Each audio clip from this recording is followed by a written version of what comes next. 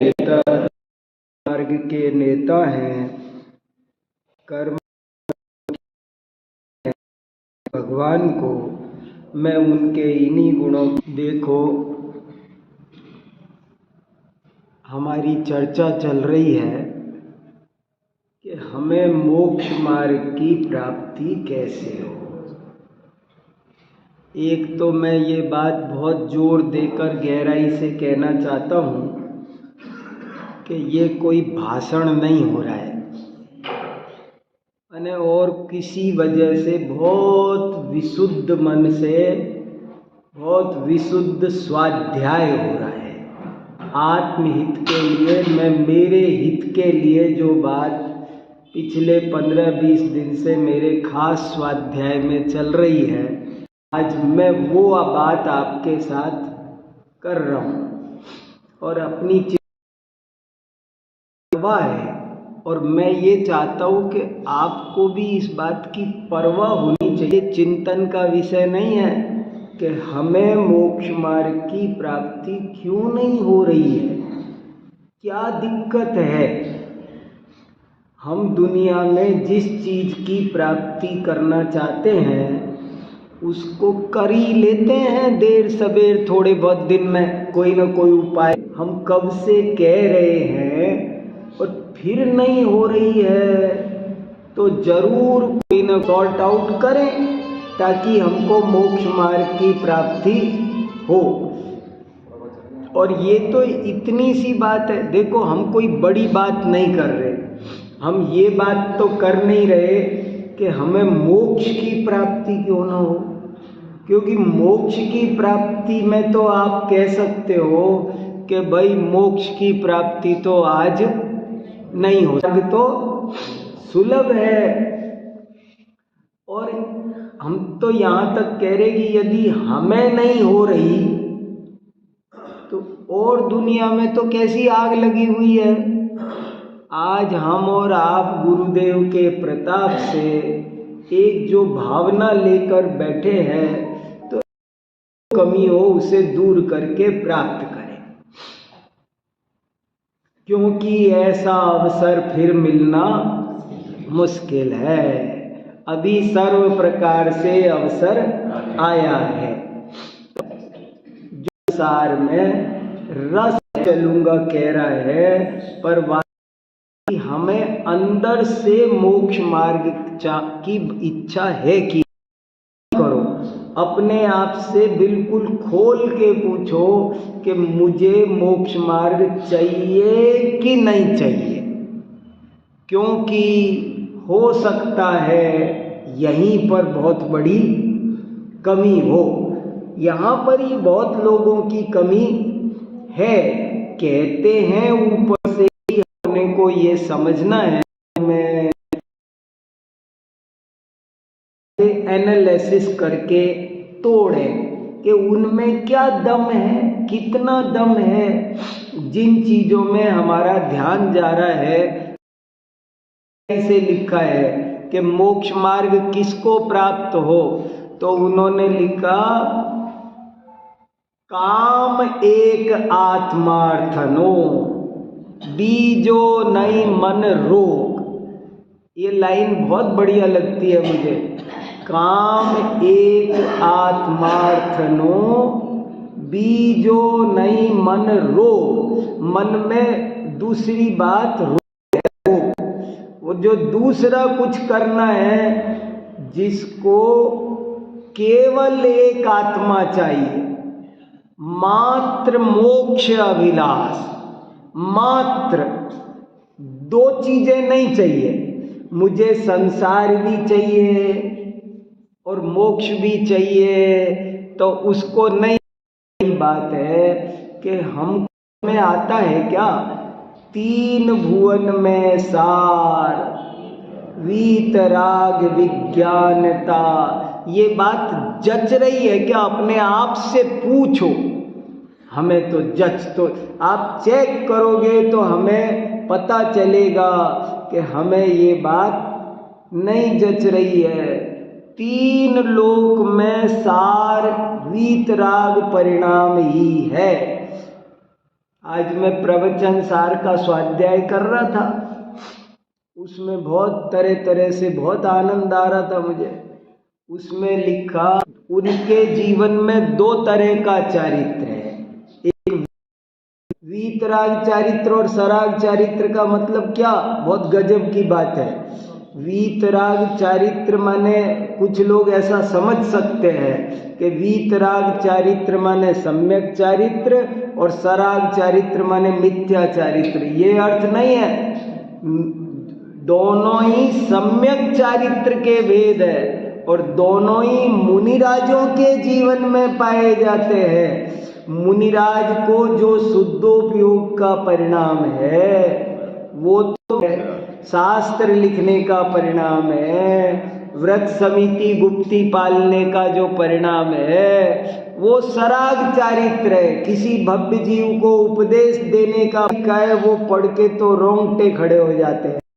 बोले सराग चारित्र आपको हमको, देखो मैं इसलिए थोड़ी गहरी चर्चा कर रहा हूँ कि हमको आपको एक तो ये परवाह है, हमको ये समझना पड़ेगा कि एक विकल्प मात्र भी भट्टी है। हमारे आचार्यों ने तत्व चिंतन के विकल्पों से भी विराम लेने को कहा। कई को इन विकल्पों में उलझे हो, उन विकल्पों तक से मना किया और हम रात और दिन घर गृहस्थी चला जा रहा है, जरा सी कोई बात होती नहीं है। एक 10 रुपए का गिलास नहीं टूटता है कि हम 2 घंटे के परिणाम। इतना हमारा जीवन विषय कसाय में डूबा रहेगा तो मोक्ष मार्ग की प्राप्ति होना संभव नहीं है। वो कब संभव है कि बहुत निवृत्ति सी लेकर सब कामों को हल, पात्रता पर बहुत सोचा है। पात्रता कैसी होनी चाहिए, तो शास्त्र पढ़ो, लेकिन शास्त्र पढ़ने में भी बड़ा विवेक चाहिए। मैंने देखो जैसे चारित्र वाला उलझ जाता है, जाता है, भटकने के रास्ते बहुत है, ऐसे ही ज्ञान के क्षेत्र में भी जीव बहुत भटक जाता है। ज्ञान में भी तत्व ज्ञान चाहिए। तत्व ज्ञान माने जीव अजीव, आश्रव, बंध, संवर, निर्जरा, मोक्ष, ये तत्व हैं। इनके संबंध में ज्ञान होगा तो मोक्ष। शास्त्र तो माध्यम है, मोक्ष मार्ग की पर बहुत जोर देना चाहिए, बहुत बढ़ाना चाहिए। देखो सबसे मोक्ष मार्ग प्राप्त हो तो सबसे पहला काम दुनिया उनका रस खत्म करके, अरे क्या खाया उस पर की करो। 4 प्रकार की विकथाओं से थोड़ा विराम लो। कौन हारा, चुनाव में क्या हुआ, मैच में क्या हुआ, कितनी बातें करोगे। छोटी छोटी बातों पर अब ध्यान मत। सब बातें आपको आसान होनी चाहिए। आपको चीजों से हमको सब बातें बहुत हल्की लगनी चाहिए। कोई कहे आपकी दुकान पर लाख रुपए का नुकसान हो गया, उसमें भी कुछ दम नजर नहीं आना चाहिए। क्या हो गया तो। और कोई कहे लाख का फायदा हो गया तो हो गया, इसमें क्या बड़ी बात है। जिसे पाप के उदय से भय नहीं लगता है, जिसे पाप के उदय का डर नहीं है, जो अच्छा नहीं, ऐसे ही जो पुण्य का उदय आ जाए, अरे उसकी क्या इच्छा। ये तो कर्मोदय के अनुसार सब सहज हो, ज्ञानता ही प्रिय होनी चाहिए, उसी की बात करनी चाहिए। सुबह से शाम तक चर्चा करे तो उसी की करे, दूसरी बात की चर्चा न करे, दूसरी बात की चर्चा में रस न आए।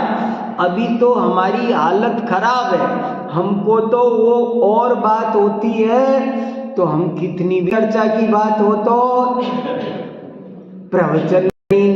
हमारी रुचि बहुत हित करने के लिए मैं अगर अपना हित नहीं कर पाया तो कल कोई मैं वाला बहुत गंभीरता से संभालना जरूरी है। और सब चीजें तुच्छ है ऐसा भाषित होना चाहिए। सब बातें, तीन लोक की सारी बातें मेरे लिए किसी काम की नहीं है, ऐसा हमको लगना चाहिए। रायचंद्र की बात इसमें भी याद आ गई मुझे कि एक दफे किसी ने उनसे कहा कि ये आपका शरीर ऐसा क्यों हो रहा है, हड्डियां निकल रही ना उनके, आपके ये शरीर ऐसा क्यों हो रहा है। तो उन्होंने उत्तर दिया कि देखो मेरे पास दो बगीचे हैं, एक शरीर रूपी बगीचा और एक आत्मा रूपी बगीचा।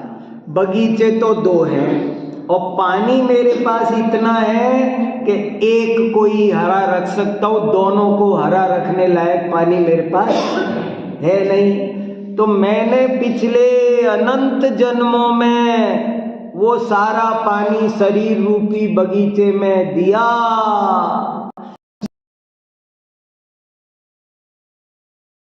बगीचा सूख बार सारा पानी आत्मा रूपी बगीचा में दूंगा, इसलिए मैं वहां दे रहा हूं। तो थोड़ा तुमको ये शरीर रूपी दुनिया भर की विद्या में कोई उपयोग नहीं, पढ़ो गहराई से पढ़ो, पढ़ने की बजाय एक ग्रंथ को तो वंदितु सव सिद्धे। वंदितु माने क्या, ये वन पर 1000 पेज लिखे जा सकते हैं। तू माने क्या होता है इस पर मैं आपसे 8 दिन बात कर सकता हूं एक लक्ष्य पर। वंदना माने क्या, मैं सब सिद्धों को नमस्कार करता हूं। नमस्कार माने क्या, नमस्कार क्यों करते हैं, किसको करते हैं, क्यों करते हैं, नमस्कार कितने तरह का होता है, द्रव्य नमस्कार, भाव नमस्कार, द्वैत तब ना। तो एक चीज को गहराई से पढ़ो चाहिए अध्यात्म विद्या पर, और विद्याएं काम आती हैं, लेकिन विद्या है, आत्मज्ञान है। आज ये भैया आए थे घर पर, इनको सब आत्मज्ञान की कितनी लाइनें पेज पढ़ के सुनाए कि देखो क्या क्या लिखा है। ऐसे लिखा है आज सब शास्त्र जाने हो तो भी अज्ञानी, और जिसने आत्मा को जाना उसने कुछ नहीं जाना तो भी शासनम सव्वम। जो आत्मा को जानता है वो सारे जिन शासन को जानता है। कितनी गहरी बात करी है। इसलिए आत्मज्ञान पर बहुत मुझे वो छोटी सी कहानी वो भी बहुत बढ़िया लगती। कहानियां हमारे देश में है, आपको क्या बताऊं। अध्यात्म विद्या को लोग गंभीरता से ले नहीं रहे हैं। अभी दिल्ली में एक वर्ल्ड कॉन्फ्रेंस हुई अध्यात्म विद्या पर, अध्यात्म विद्या पर वर्ल्ड कॉन्फ्रेंस, स्पिरिचुअल साइंस। तो मुझसे कहा कि आप बोलो, तो मैंने कहा मैंने आज तक कॉन्फ्रेंस होती देखी है, सोशल इश्यूज पर कॉन्फ्रेंस होती देखी है, आज मैं पहली बार देख सेमिनार करने बैठे हैं। आज उनकी आंखें खुली है उनको समझ में आया है। देखो, जीवन में जितनी भी समस्याएं हैं, सारी की सारी जीवन में जितनी भी देखो, अध्यात्म विद्या से आत्म कल्याण तो होता ही होता है, लेकिन एक गजब की बात है कि उनका लौकिक जीवन भी बहुत सुंदर और मंगलमय बनता है। तो वो इसलिए था कि यहाँ पर अध्यात्म विद्या थी। हमारा देश कभी सोने की चिड़िया था, तो वो उसका एक ही कारण है कि यहाँ अध्यात्म विद्या खत्म होती जा रही है। ये बहुत बड़ी, आप इसको छोटी मोटी बात मत समझना। सारे दुनिया के लोग चिंतित हो करके अध्यात्म विद्या बढ़ाओ। वो कह रहे शहर शहर में कॉन्फ्रेंस होनी चाहिए, लोगों को आध्यात्मिक बनाना चाहिए, तब दुनिया अच्छी रहेगी। दुनिया की समझ, जैसे उन्होंने एक उदाहरण दिया, भ्रष्टाचार। एक दफे मेगस्थनी जिधर आया था और चाणक्य ने उससे मिलने गया, तो चाणक्य ने दीपक बुझा के दूसरा दीपक जलाया। तो दीपक जलाया दूसरा और बात की उनसे। तो बात में उन्होंने पूछा, आपने ये दूसरा दीपक क्यों जलाया वो बुझा के? तो उन्होंने कहा, देखो वो राज्य का दीपक है, तुम मेरे अतिथि हो, इसलिए मैं तुमसे बात, राज्य के दीपक में राज्य का तेल नहीं जलना चाहिए, अपना दीपक। कितनी पवित्रता! मैं आपको सच बताऊं, झूठ बोलने वाला सबसे पहले अपनी नजर में गिर जाता है। उसकी शकल पर तेज झूठ बोला है, पहले हमारे दे दिए, मगर झूठ नहीं बोला। कितना भी कुछ हो जाए, और आज बात बात पर जब देखो तब, आज अपना मतलब साधने के लिए आदमी कितना गिर गया, कुछ भी कर सकता है। झूठ, छल, कपट, उल्टा सीधा खान पान, ये सब क्यों हो गया? क्योंकि हमारे अंदर अध्यात्म विद्या नहीं बची। अध्यात्म विद्या पहले हमारे देश में हर आदमी आध्यात्मिक होता था, चाहे वो राजा हो, चाहे कोई रिक्शे वाला किसान। ये दुआ बहुत पसंद की, तामे दो पूजा प्रमुख है, सरदार, उनमें दो प्रमुख है। दो प्रमुख कौन कौन सी दो प्रमुख है? जो आपका प्रोफेशन, जो आपका बिजनेस हो, जो आपकी आजीविका हो, एक तो वो, और दूसरा जीवोद्धार की कला, माने अध्यात्म कला। में से एक तो सबके लिए ऑप्शनल है, जो बढ़ई है उसको बढ़ईगिरी आनी चाहिए, जो डॉक्टर है उसे डॉक्टरी आनी चाहिए, जो टेलर है उसको टेलरिंग आनी चाहिए, जो उसका जो काम है एक तो वो उसमें एक्सपर्ट होना चाहिए। कोई बढ़ई कहे कि मुझे टेबल बनाना नहीं आता, खराब बनाएगा, तो ये तो वो बोले, एक तो तुम अपने एक्सपर्ट होना चाहिए तुम्हें, और 72 में से एक तुम्हारा जॉब है, वो एक को तो तुम करो अच्छे से। और बाकी लोग बिजनेस करते थे, सबके लिए एक तो अपना अपना, जैसे स्कूल में होता है ना, एक ऑप्शनल सब्जेक्ट, एक कंपलसरी। तो अध्यात्म विद्या सबके लिए कंपलसरी थी, चाहे कोई राजा। हमारे यहाँ राजाओं को राज ऋषि कहते थे। राज ऋषि माने जल में कमल की तरह रहते थे, राजा कभी अपने को राजा नहीं मानते। हमारे देश का नाम भारत क्यों रखा? छोटी बात नहीं है ये। हमारे देश का नाम भारत क्यों रखा? क्यों रखा? वजह है, बहुत बड़ी वजह है। भरत जी घरी में जो जल बीच कमल अंतपुर नाई भये वैरागी। जैसे वो उसमें लिप्त मत हो। अध्यात्म विद्या बहुत जरूरी है, वो नहीं ऐसे लिखा अई कथमपि मृत्वा। अरे कैसे भी मरकर भी आत्मज्ञान करो। मुझे एक कहानी बहुत अच्छी लगती है, छोटी सी है, बढ़िया है, पर समझने की है, बहुत काम की।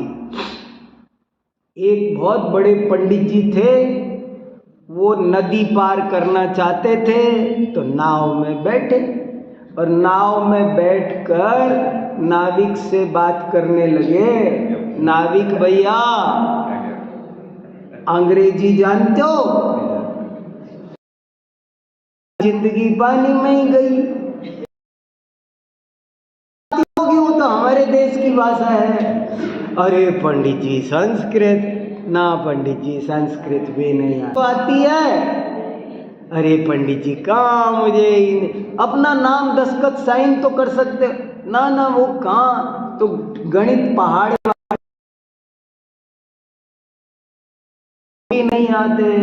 अरे तो वो पूछते जा रहे थे, ज्योतिष आती, आयुर्वेद आती, और पंडित जी हर प्रश्न पर उत्तर देते जा रहे थे कि तुम्हारी तो जिंदगी पानी में ही, आधी जिंदगी पानी में ही निकल गई, तुम कुछ पढ़े लिखे ही नहीं। इतनी देर में जी तैरना आता है? तो पंडित जी बोले मुझे आयुर्वेद आता है, मैंने चरक संहिता फलाना ढिकाना ये सब पढ़ा है। अरे पंडित जी जल्दी से बोलो, तैरना। मुझे ज्योतिष आता है। अरे ना पंडित जी, तैरना आता है। अरे मुझे व्याकरण आता है, मैंने कातंत्र, पाणिनि, अष्टाध्यायी। पंडित जी तैरना आता है कि नहीं, जल्दी बोलो। बोले बस एक वो ही नहीं आता।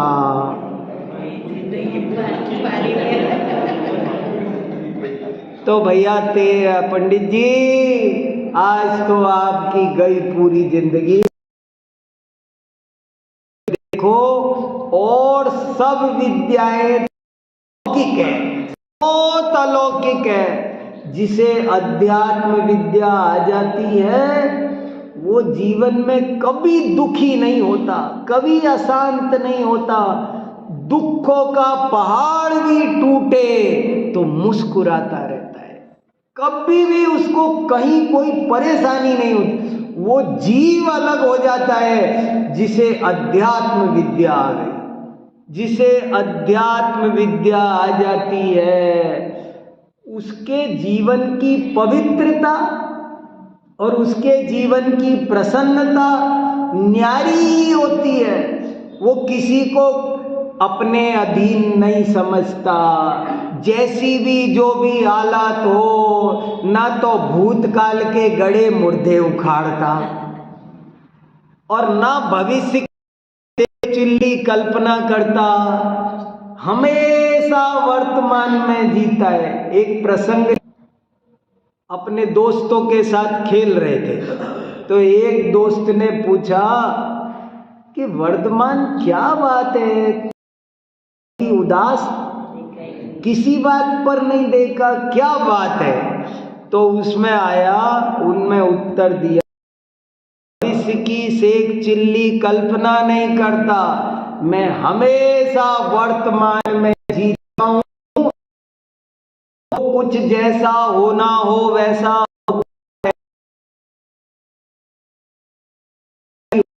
नहीं होने देगी। अध्यात्म विद्या आपको बहुत कमजोर आदमी होता है जो गलत मार्ग पर चलता है। इसलिए आत्मज्ञान करो, कैसे भी करो।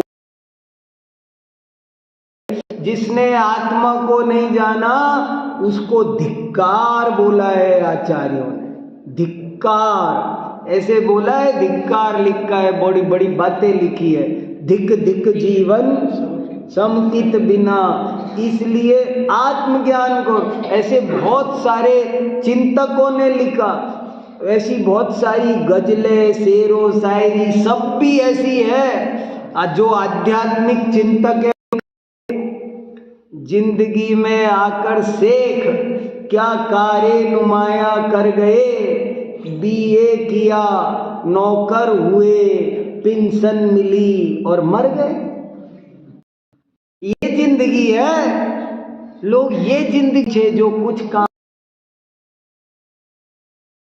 इसी में खुश है।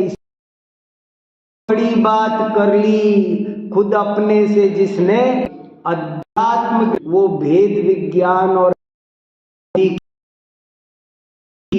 इसलिए अब कैसे भी करके हमारा समय बीतना नहीं चाहिए। दिन पर दिन, साल, महीने बीते जा रहे हैं, टाइम तो तेजी से चला जा रहा है। इसलिए स्वाध्याय बढ़ाओ। 100 बात की एक बात है, स्वाध्याय शुरू करो और सच्चा स्वाध्याय करो, ईमानदारी से करो, घर में भी करो, यहाँ भी करो।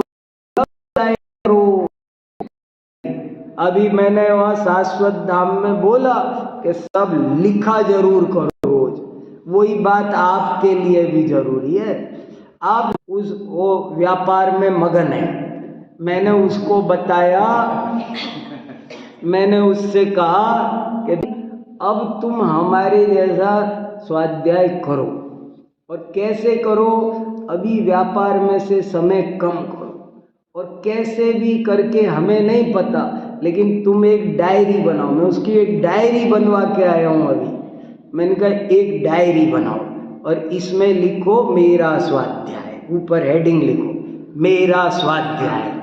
और मेरा स्वाध्याय में रोज, मुझे पता नहीं, तुम्हें 1 घंटा कम से कम स्वाध्याय करना है, कम से कम 2 घंटे करना है, तब मुझे तसल्ली होगी। मैंने कहा जीवन तेजी से जा रहा है, किस चक्कर में बैठे हो, किस चक्कर में बैठे हो? इसलिए सावधानी से स्वाध्याय के बाद है ना, ये सोचो आज मैंने क्या सीखा, आज मुझे क्या बात अच्छी लगी। अब स्वाध्याय पूरा हो गया अभी आज मैं, अब सोचो मुझे क्या अच्छा लगा।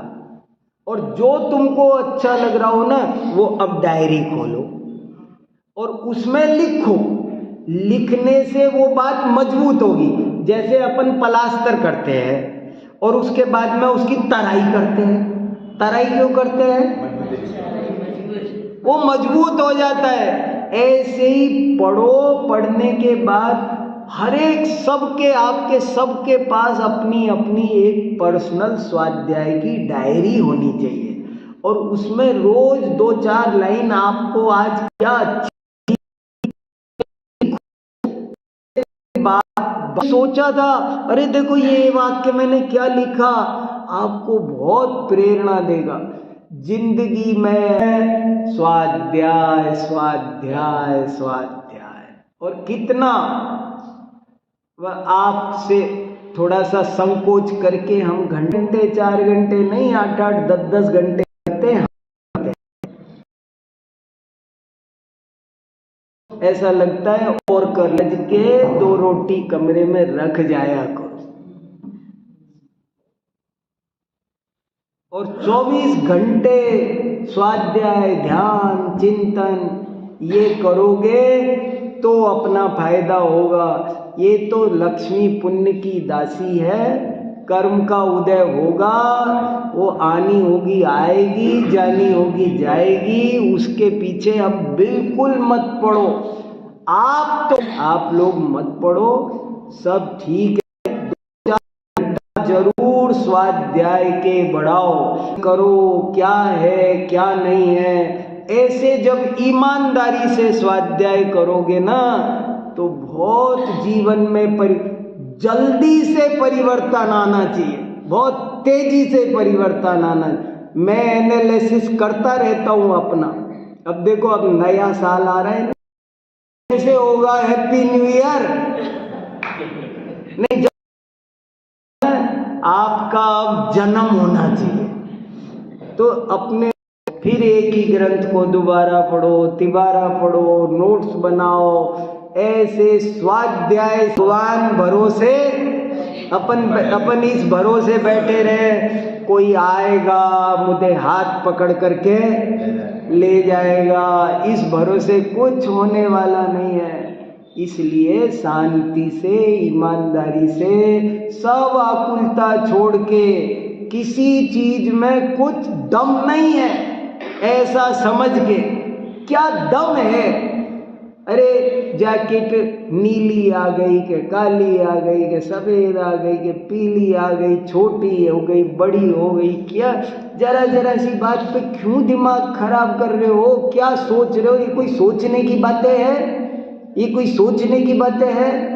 मैं कहता हूँ, अब उनको कोई बात बोल, तुम 3 घंटे बैठो पर तत्व चर्चा करो, और कोई बात करोगे तो 3। ये अपन को तत्व चर्चा को अपनी जीवन में, टोडरमल जी का वाक्य याद रखो, देखो तत्व विचार की महिमा,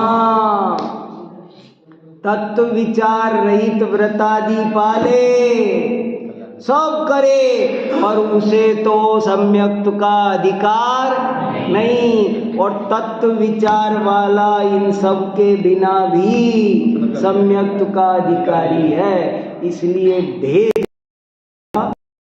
विद्या हमें मोक्ष मार्ग की प्राप्ति कैसे हो, उसी का तीसरा पार्ट सुना।